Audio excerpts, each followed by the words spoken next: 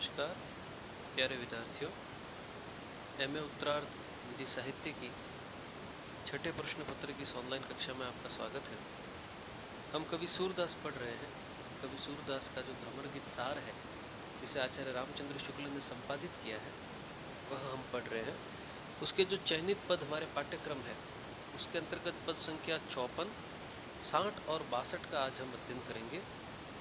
जो प्रसंग चल रहा है जिसमें गोपिया जो है वह उद्धव को अपनी बात कह रही है। उद्धव ने उन्हें निर्गुण का संदेश दिया है और उस निर्गुण संदेश की प्रतिक्रिया स्वरूप गोपिया जो है वह अपने तर्क व्यंग्यात्मक माध्यम से बार बार उद्धव को जो है वो सुना रही है। उसी क्रम में देखिए यह पद संख्या 54। प्रेम रहित यह जोग कौन काज गायो, दीनन सो निठुर वचन कहे कहा पायो। नयनन निज कमल नयन सुंदर मुख हेरो, मूदन ते नयन कहत कौन ज्ञान तेरो। तामे कहूँ मधुकर हम कहा लेन चाही, जामे प्रिय प्राणनाथ नंद नंदन नाही। जिनके तुम सखा साधु बातें कहूँ तिनकी, जीवे सुनी श्याम कथा दासी हम जिनकी। निर्गुण अविनाशी गुण आनी आनी भाखो, सूरदास जिये के जिये कहाँ कान्ह राखो। अब देखिए उसी प्रसंग में जो है वो गोपिया क्या कह रही है उद्धव से कि हे उद्धव, प्रेम रहित यह जोग कौन काज गायो, कि तुम यह निर्गुण का, यह योग का संदेश क्यों गा रहे हो जिसमें प्रेम का संदेश जो है वो लेश मात्र भी नहीं है।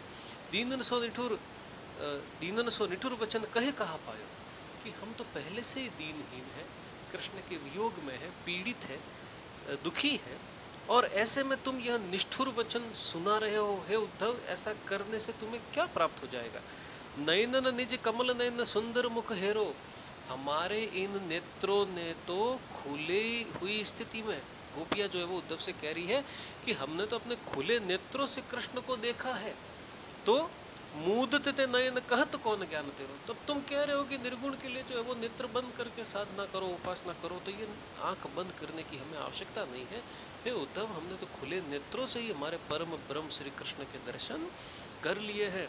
तामे कहूँ मधुकर हम कहाँ लेने चाहिए। मधुकर, हे उद्धव, आप यह जो हमें योग का, ज्ञान का उपदेश दे रहे हैं, हम इसे कहाँ लेकर जाएगी। जामे प्रिय प्राणनाथ नंद नंदन नाई, जिस संदेश में, जिस उपदेश में या जिस बात में हमारे प्रिय श्री कृष्ण नहीं है, हे उद्धव, हम उस बात को लेकर कहाँ जाएगी या उस बात का हम क्या करेगी। ये गोपिया उद्धव से कह रही है। जिनके तुम सखा साधु बात कहो तिनकी, हे उद्धव, आप जिनके सखा है, जिनके मित्र है श्री कृष्ण, उनकी बात कहिए। आप ये निर्गुण की बात छोड़िए। जीवे सुनी श्याम कथा दासी हम जिनकी, और हम कृष्ण की दासियां हैं।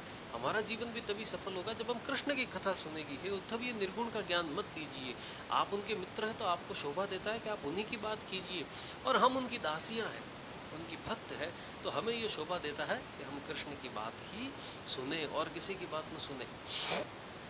निर्गुण अविनाशी गुण आनी आनी भाखो। हे उद्धव, यह बार बार निर्गुण और अविनाशी प्रभु का, ब्रह्म का जो है वो आप गुणगान मत कीजिए। सूरदास जिये के जिये कहाँ कान्ह राखो, कि जिन्होंने अपने जी में, अपने मन में कृष्ण को बसा लिया हो।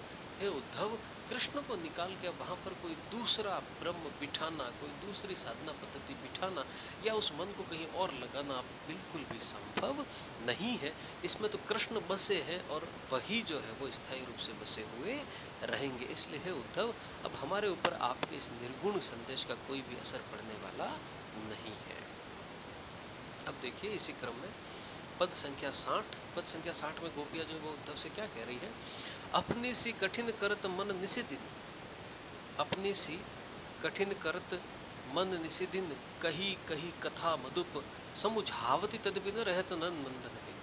हे उद्धव, अब देखिए थोड़ी उद्धव पर जो है वो दया आती है गोपियों को, और गोपियाँ अपना जो है वो जो व्यवहारिक पक्ष है बातों का वो देखिए कहते हुए जो है वो उद्धव को क्या कह रही है गोपियाँ कि हे उद्धव, हम रात दिन प्रयत्न करती है, अपने मन को कठोर बनाने की जो है वो पूरी कोशिश करती है। कही कही कथा मधुप, हे उद्धव, हे मधुकर, हम जो है वो बार बार अपने मन से कृष्ण की कथा भुलाने की कोशिश करती है। समझावती तद्यपि न रहते नंदन में, बहुत अपने मन को समझाती है लेकिन फिर भी हम कृष्ण के बिना रह नहीं पाती है। बरजत श्रवण संदेश नयन जल मुख बतिया कछु और चलावत।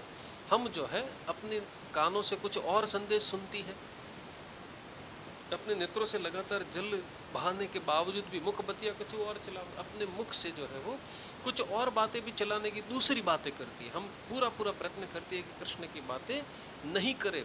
बहुत बातें चित धरत निष्ठुरता, बहुत तरीकों से हम अपने मन में निष्ठुरता को धारण करने की कोशिश करती है। सब तजी यह जिए आवत, अपने जी में आने वाली सारी बातों का हमने त्याग कर लिया। कोटि स्वर्ग सम सुख अनुमानत, हरि समीप समता नहीं पावत। ये उद्धव, इतना सब कुछ करने के बाद और तो और हमें करोड़ों स्वर्ग का सुख मिल जाने के बाद भी हमें वह जो है वो शांति, हमें वह जो है वो आनंद, हमें वह जो है वो परिवेश नहीं मिलता जो हमें प्रभु के थोड़ा सा भी समीप आने से मिल जाता है।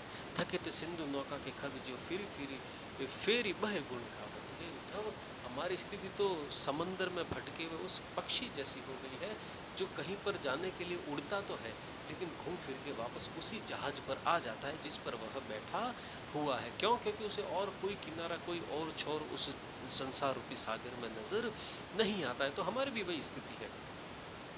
जे वासना न विदरत अंतर ते ते अधिक अनुअर दाहत। वो कृष्ण का भाव मन से जाता ही नहीं है, तो उसको हटाने की कोशिश में मन और उद्विग्न हो जाता है। सूरदास परिहरि न सकत तन, बारक बहुरी मिलियो है चाहत।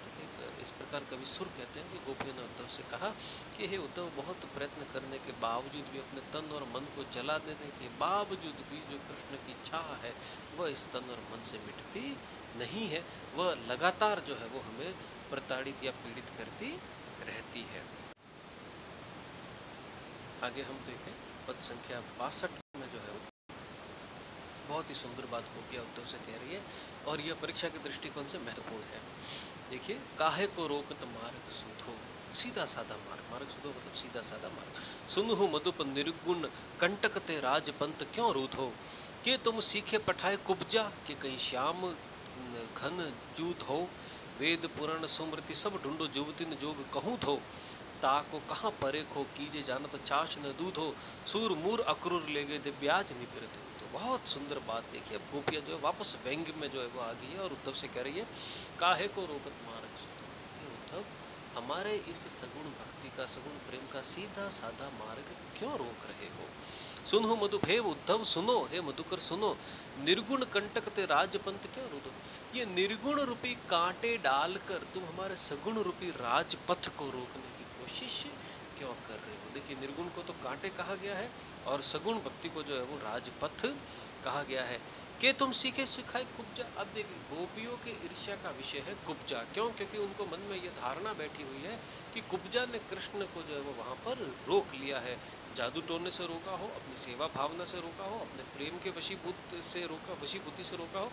लेकिन गोपियों को ये बार बार ईर्ष्या होती है कि कुब्जा ने कृष्ण पर कोई जादू किया है। कुब्जा जो दासी है मथुरा में, कृष्ण की भक्त है, कि तुम सीखे पटाए कुब्जा, कि या तो तुम कुब्जा के सीखे सिखाए हो कि कई शाम धन जूत हो, या फिर हो सकता है कि कृष्ण ने तुम्हें यह कहने के लिए भेजा हो ताकि वे ये मन में सोच ले कि किसी तरह से जो है वो ब्रजवासियों से जो है वो पीड़ा छुटकारा मिल जाए, वो मुक्त हो जाऊं मैं उससे। लेकिन हे उद्धव, यह निश्चय जानो कि हम कृष्ण को विस्मृत करने वाले नहीं हैं। वेद पुराण सुमति सब ढूंढो, जुवती ने जोग कहूँ। हे उद्धव, तुम वेद पुराण जितने भी पुराने ग्रंथ हैं, मान्यताएं हैं, धारणाएं हैं, सब उठा के देख लो। कहीं पर भी यह लिखा हुआ नहीं है कि युवतियों को योग की, जोग की शिक्षा देनी चाहिए या संदेश देना चाहिए। विपरीत काम कर रहे हैं आप। ताको कहा परे को कीजे जाना तो छाछ न दूध। हम जो है वो अब आपकी परख कहाँ करें कि आप छाछ और दूध में भी अंतर नहीं जानते हैं। यहाँ पर दूध जो है वो सगुण भक्ति है और छाछ जो है वो निर्गुण भक्ति है। सूर मूर अक्रूर ले गए। है उद्धव, हमें तो ऐसा लग रहा है कि हमारा मूल धन जो कि श्री कृष्ण थे वो तो अक्रूर ले गए, मथुरा अक्रूर जी आए और ले गए। ब्याज निवरत हो, और आप यहाँ पर उसका ब्याज जो है वो वसूल करने आए हैं। क्यों? क्योंकि एक तो कृष्ण से हमको छीन लिया गया, हम उनकी विरह में, उनकी पीड़ा में यहाँ दग्ध है, पीड़ित है, दुखी है, और ऊपर से आप और ये योग का संदेश लेकर आए हैं। तो ऐसा महसूस होता है कि हमारा मूल धन तो अक्रूर जी ले गए और आप यहाँ पर उस मूल धन का ब्याज जो है वो वसूल करने आए हैं। तो इस प्रकार गोपियों ने अपने मन की बात जो है वो अलग अलग तरीके से, अलग अलग माध्यम से वह उद्धव को अपने मन की बात कह रही है। इसी प्रसंग में अगले दोहों का अध्ययन हम अगले वीडियो में अगले पदों का अध्ययन हम अगले वीडियो में करेंगे। धन्यवाद।